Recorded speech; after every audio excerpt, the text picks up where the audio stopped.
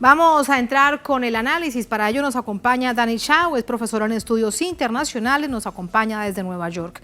Dani, bienvenido, muy buenas noches. Buenas noches, Tatiana. Muchas gracias por acompañarnos. Dani, lo primero que llama la atención es que si no aparece este informe de estos centros que aglutinan una gran organización en el país, pues realmente nadie dice nada. ¿A qué se debe ese silencio ante la gravedad del hecho? Sí, Tatiana, y no es algo nuevo. Esa pandemia de drogas, esa pandemia de sobredosis ya tiene años y décadas. La gran mayoría que se están muriendo son pobres, blancos pobres, puertorriqueños. Bueno, cada cultura tiene su subcultura y la heroína y los opioides y sus sobredosis son demasiado frecuentes aquí en muchos de nuestros vecindarios. Como la gran mayoría que son afectados por eso son pobres, pues casi no tenemos una voz en el gobierno ni en la gran prensa que nos representa. Hay que llegar a las raíces de ese problema, el origen de ese problema, que es la desigualdad, el bajo autoestima en muchos de nuestros familiares, la violencia sexual, o sea, una trauma social, una trauma generacional, y muchas personas están buscando cómo escaparse. Y bueno, ahí que aparece el fentanyl y la heroína y esas drogas como una forma de escape. Pero no son solamente estas drogas conocidas tradicionalmente tan dañinas como todas. Hay drogas que se fabrican en laboratorios, que están circulando incluso sin prescripción médica. No hay nadie desde lo más local que haga control a esto en Estados Unidos, Dani. Lo que pasa es que utilizando el fentanyl, ¿verdad? Eso cuesta mucho menos, es algo que se puede hacer en un laboratorio. Entonces el vendedor local, el pobre de abajo, para ahorrar, no sé, $20, $50, él va cortando las drogas con el fentanyl y el impacto entonces puede ser un impacto demasiado fuerte y provoca entonces esos sobredosis. Es algo demasiado frecuente en nuestras familias, en nuestros vecindarios, que oímos de un joven o hasta una persona de edad que se da una sobredosis. Aquí se ha convertido en algo común. Entonces preguntamos cómo puede ser en el país más rico del mundo, con tanta retórica aquí de la democracia, ¿por qué estamos padeciendo tanto de esa pandemia?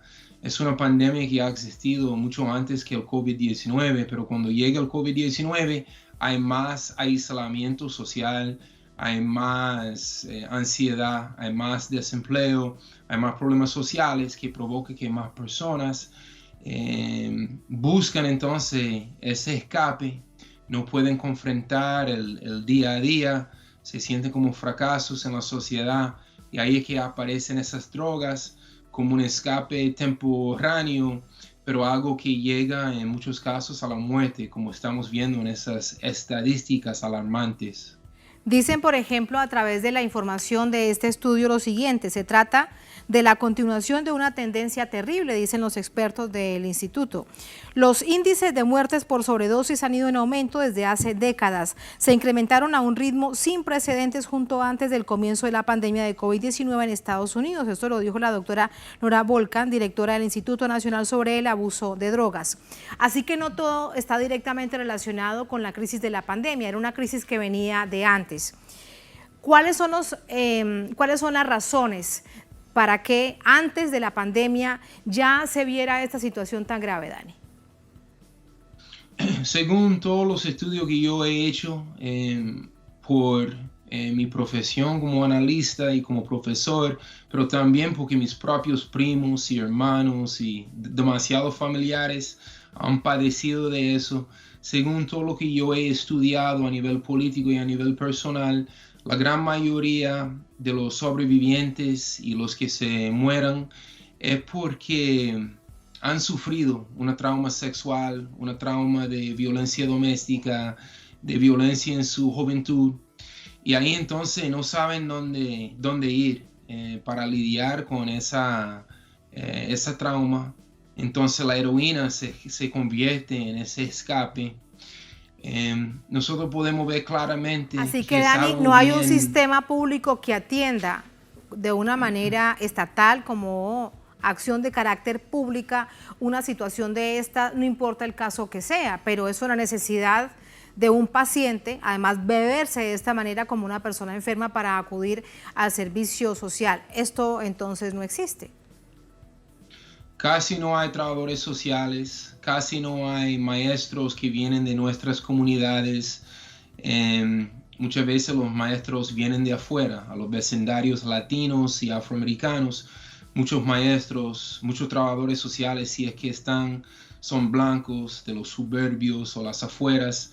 Entonces ahí en las sobredosis podemos ver toda la desigualdad social.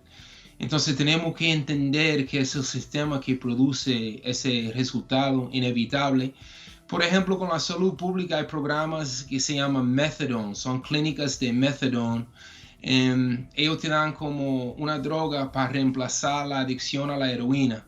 Entonces eso ha salvado, por cierto, muchas vidas, pero ahí entonces se convierte en otra dependencia, pero por lo menos es una dependencia que se recibe a través de pastillas o un líquido y no es algo que la gente se está inyectando en su brazo, como es el caso de heroína. Pero definitivamente, Tatiana, sí necesitamos mucho más ayuda, mucho más atención, y cuando están mandando 40.000 millones de dólares a Ucrania, es obvio que se han olvidado de nosotros.